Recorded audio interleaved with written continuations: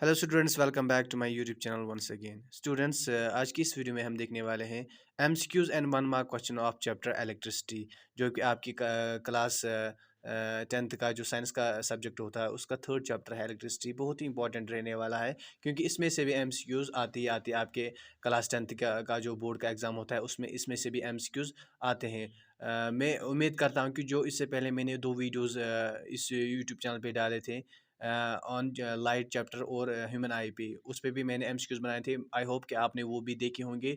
बहुत से students in videos को नहीं देखते हैं, लेकिन मैं उनको बोलना चाहूँगा कि ये इंपॉर्टेंट है वीडियोस हैं, क्योंकि मैंने इससे पहले भी बोला आपको कि 32 मार्क्स जो होते हैं वो 1 मार्क या एमसीक्यूज टाइप होते हैं। तो ये सेशन बहुत ही इंपॉर्टेंट है आपके लिए, क्योंकि इनमें कम टाइम भी लगता है और ये फ़ायदा भी ज़्यादा देती है। तो आई होप आप इन वीडियोज़ को देखेंगे। तो चलिए हम आज की वीडियो को स्टार्ट करते हैं। वीडियो स्टार्ट करने से पहले मैं आपसे रिक्वेस्ट करता हूं कि अगर आप इस चैनल पर नए हो तो प्लीज़ चैनल को सब्सक्राइब ज़रूर कीजिएगा और बेल नोटिफिकेशन आइकन को भी आप प्रेस कीजिएगा, ताकि जो मेरे आने वाली वीडियोस की नोटिफिकेशन होंगी अब वो भी आपको मिलती रहे। तो चलिए हम वीडियो स्टार्ट करते हैं। तो वीडियो की स्टार्टिंग में हम देखेंगे कि इलेक्ट्रिक फ्यूज़ ये आता है आपकी आपका आपका जो पेपर होता है साइंस का, उसमें इलेक्ट्रिक फ्यूज़ अक्सर आता है कि इलेक्ट्रिक फ्यूज़ क्या होता है या इसका इम्पोर्टेंस क्या होता है। ज़्यादा इसका इम्पोर्टेंस आता है कि इलेक्ट्रिक फ्यूज़ से हमारा क्या फ़ायदा है, ठीक है। इलेक्ट्रिक फ्यूज़ ये क्या होता है? It consist of a piece of wire made up of metal और alloy of appropriate melting point. ये क्या होता है इलेक्ट्रिक फ्यूज़? ये एक पीस ऑफ वायर होता है, मेटल का भी हो सकता है, एलॉय का भी हो सकता है। एलॉय क्या होता है? जब हम 2 मेटल्स या एक मेटल या नॉन मेटल को जब मिलाते हैं तो वहाँ से एलॉय बनता है, ठीक है? तो उसका एप्रोप्रिएट मेल्टिंग पॉइंट होता है। अगर हम फॉर एग्ज़ाम्पल देखेंगे एलॉय का, अल्युमिनियम का एलॉय हम लेते हैं, कॉपर, आयरन, लेड या ये मेटल्स भी हम ले सकते हैं या इनका एलॉय लेते हैं, ठीक है? तो उससे इलेक्ट्रिक फ्यूज़ बनता है। Electric fuse is placed in series with the device. याद रखिएगा, जो इलेक्ट्रिक फ्यूज़ है ये सीरीज़ में इस्तेमाल किया जाता है। इसका आप रीज़न मुझे खुद बताइएगा क्यों इसको सीरीज़ में इस्तेमाल किया जाता है। सीरीज़ में याद रखिएगा, मैं आपको हिंट दूँगा कि करंट सीरीज़ में सेम रहता है। यानी एक बार अगर फ्यूज़ ख़त्म हो गया तो सारा करंट ख़त्म। तो फिर जो जो भी डिवाइसेज़ पे जो भी डिवाइस है वो बच जाएँगे, क्योंकि एक करंट ख ख़त्म जब हो गया तो किसी भी डिवाइस में से क्या है, करंट पास नहीं हो जाएगी तो सारी डिवाइस बच जाएँगी। अब इम्पोर्टेंस क्या है इसकी इलेक्ट्रिक फ्यूज़ की? Uh, if a current uh, if a current larger than the specified value flows through the circuit, the temperature of the fuse wire increases. This melts the fuse wire and breaks the circuit and thus prevents from any kind of damage from or voltage. तो क्या हो जाता है जब आपका जो मकान है, आपका जो कोई भी बिजनेस यूनिट है, आप वहाँ पे इस्तेमाल करते हैं इलेक्ट्रिसिटी, तो क्या होता है, हो जाता है जब करंट ज़्यादा जो आपकी स्पेसिफाइड वैल्यू से, जो आपका जो डिवाइस आप पे जो कर जिस करंट पे आपका डिवाइस चलता है, अगर उससे ज़्यादा करंट आ रही है तो जो हमारा फ्यूज़ है उसमें टेम्परेचर ज़्यादा बढ़ जाता है। उस टेम्परेचर ज़्यादा बढ़ने की वजह से ये जो फ्यूज़ है ये मेल्ट हो जाता है, और जब मेल्ट हो गया तो ये जल जाता है, तो उसकी वजह से फिर करंट पास नहीं हो जाती। तो हमारा जो ओवर वोल्टेज से नुकसान होने का खतरा था वो टल जाता है, ठीक है? ये इसका इम्पोर्टेंस है। फिर दूसरा जो पॉइंट है वो अर्थिंग है। अर्थिंग जो है, the process of sharing the charge with earth is called earthing. उसको अर्थिंग बोलते हैं। सिंपल है, क्या मतलब sharing of charge with earth is called earthing. Earthing is a simple way of leakage of fault current and hence protects the device from electrical damage. तो ये जो earthing होता है ये क्या होता है, जो आपका जब लीकेज, ये फॉल्ट करंट जो होता है, इसको इसकी वजह से हमें प्रोटेक्ट करता है। फॉल्ट करंट की वजह से हमें प्रॉब्लम हो सकती है, डिवाइस में प्रॉब्लम हो जाती है, तो इसकी वजह से ये क्या करता है, ये लीकेज करता है fault current towards the earth. तो उससे हमारा जो इलेक्ट्रिकल डैमेज होता है वो बच जाता है। और एक पॉइंट है शॉर्ट सर्किट। शॉर्ट सर्किट क्या होता है? एन अनवांटेड और unintentional path that current can take which bypasses the route you actually want to take it. कभी क्या हो जाता है, कभी कभार क्या हो जाता है, एक्चुअली जो करंट होता है वो किसी पर्टिकुलर पाथ में, जो नॉर्मल सर्किट होता है उसमें चलता है, तो कभी क्या हो जाता है, करंट एक अनवांटेड पाथ ले लेता है, जिसकी वजह से क्या हो जाता है, जिसकी वजह से शॉर्ट सर्किट, ये वजह बन जाती है शॉर्ट सर्किट की। करंट कोई और पाथ ले लेता है, as compare to that of the normal path. तो हम यहाँ से देखेंगे, मैं आपको डायग्रामिकली ये दिखाऊंगा कि क्या हो जाता है असल में। ये जो ये नॉर्मल पाथ है, तो यहाँ से करंट आती है, ये लोड या रजिस्टर है, तो वहाँ से करंट आ जाती है, तो ये नॉर्मल फंक्शन हो जाती है सर्किट की। यहाँ से क्या हो जाता है शॉर्ट सर्किट में, तो ये लोड में मतलब करंट पहुँचती ही नहीं है, तो यही से शॉर्ट सर्किट होता है, मतलब दो वायर्स आपस में ही मिल जाती है, तो यहाँ से रेजिस्टेंस कम होने की वजह से करंट ज़्यादा आ जाती है, तो उसकी वजह से आप फिर देखते हो कि धुआं जैसा उठ जाता है, तो वो जल जाता है, ठीक है। A continuous and closed path of an electric current is called electric circuit. Electric circuit क्या होता है? Continuous and closed path of electric current, ठीक है। Electric current amount of charge flowing through a particular area in unit time, यानी कि एक unit time में कितना अमाउंट ऑफ चार्ज फ्लो कर रहा है, उसके हम बोलते हैं इलेक्ट्रिक करंट, ठीक है। ऐसा यूनिट ऑफ इलेक्ट्रिक चार्ज क्या है? 1 कूलम, याद रखिएगा। 1 कूलम, कूलम इज द ऐसा यूनिट ऑफ इलेक्ट्रिक चार्ज। एक कूलम कितना होता है? 6 × 10⁻⁸ इलेक्ट्रॉन्स, और करंट होता है चार्ज पर यूनिट टाइम। ये मैंने आपको बोल दिया डेफिनेशन में। ऐसा यूनिट ऑफ इलेक्ट्रिक करंट वो हमेशा एम्पियर होता है, ये भी याद रखिएगा। एक एम्पियर ऑफ करंट कितना होता है कि पर सेकंड, 1 सेकंड में अगर 1 कूलम ऑफ चार्ज फ्लो करता है, उसको हम बोलते हैं 1 एम्पियर ऑफ करंट।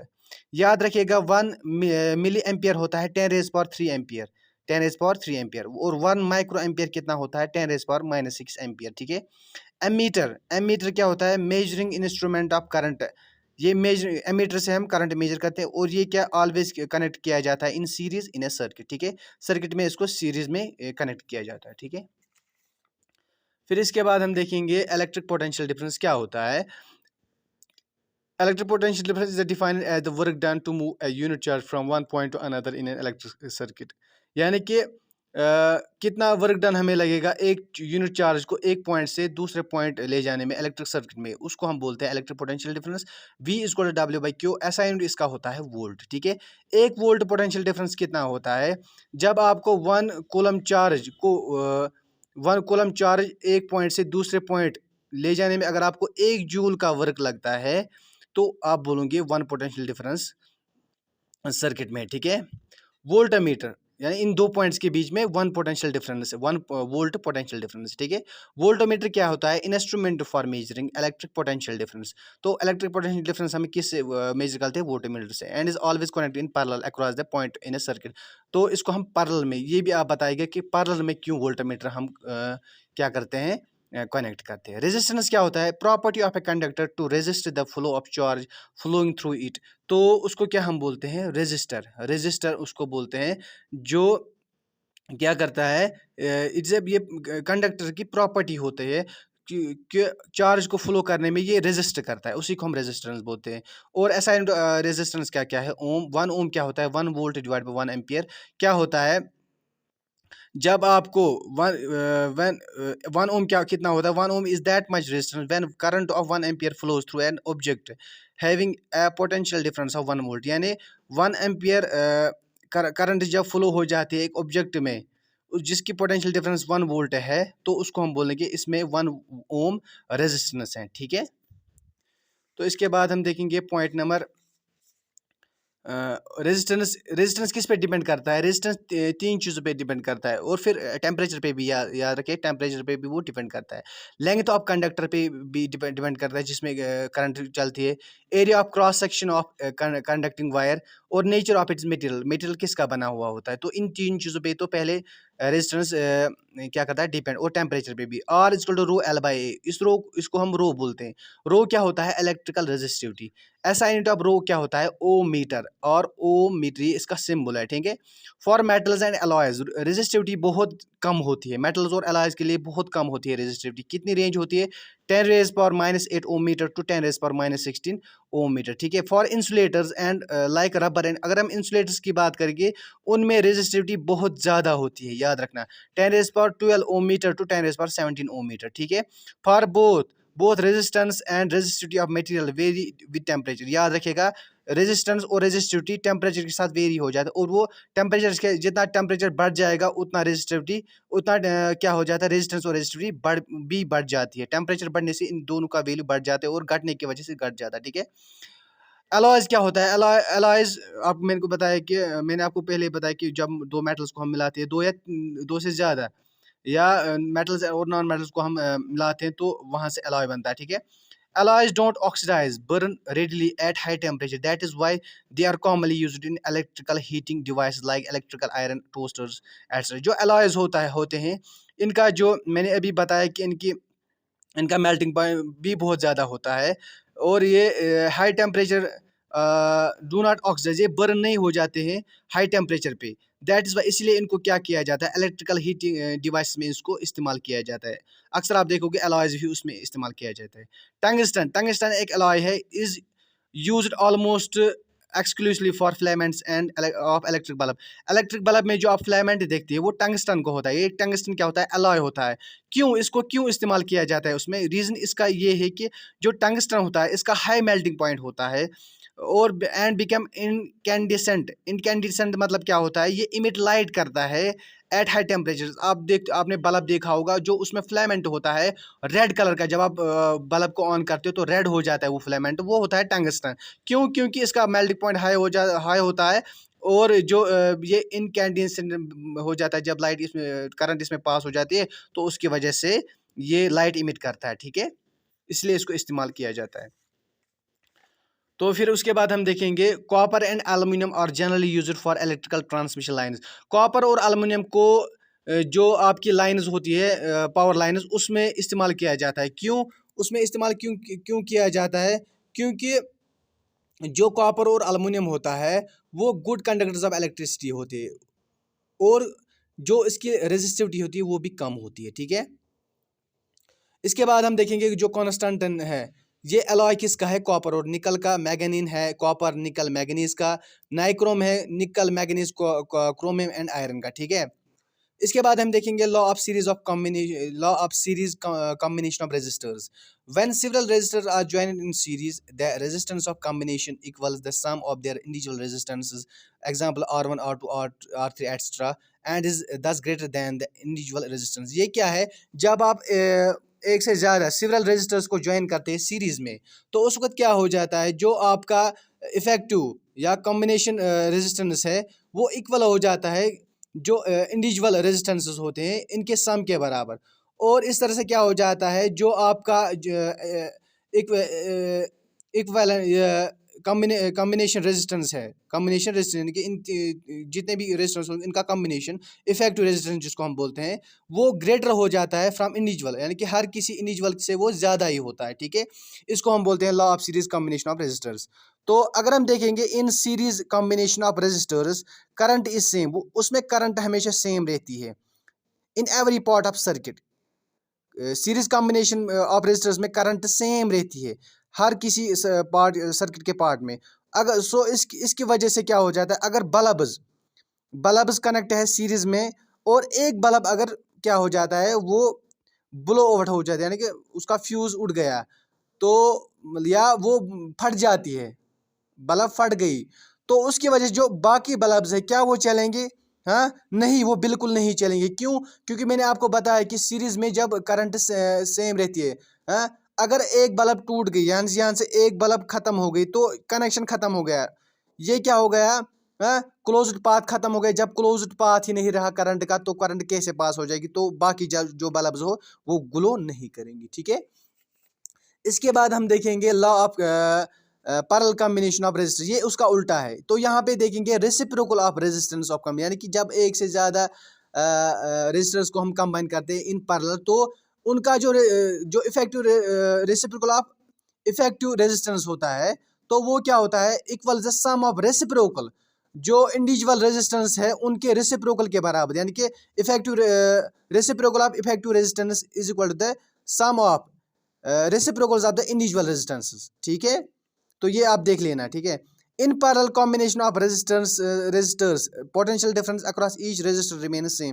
तो यहाँ पे पोटेंशियल डिफरेंस सेम रहता है, करंट सेम नहीं रहता है, पोटेंशियल डिफरेंस सेम रहता है। उसकी वजह से क्या हो जाता है, अगर आपको बल्ब्स पैरेलल कॉम्बिनेशन में कंबाइन है, तो यहाँ पे अगर एक बल्ब फट जाता है, तो उसकी वजह से जो बाकी बल्ब्स है वो ग्लो करेंगे। मैं आपको यहाँ से दिखाऊंगा। चलो, अगर ये बल्ब फट गई फॉर एग्जाम्पल, तो यहाँ से क्लोज्ड पाथ इसका भी है, इसका भी है, तो ये दोनों बल्ब्स ग्लो करेंगी, या कोई भी इनमें से कोई फट जाती है तो ये दोनों ग्लो करेगी, अगर ये फट जाए तो ये दोनों ग्लो करेगी, ठीक है। तो बहुत ही इंपॉर्टेंट है।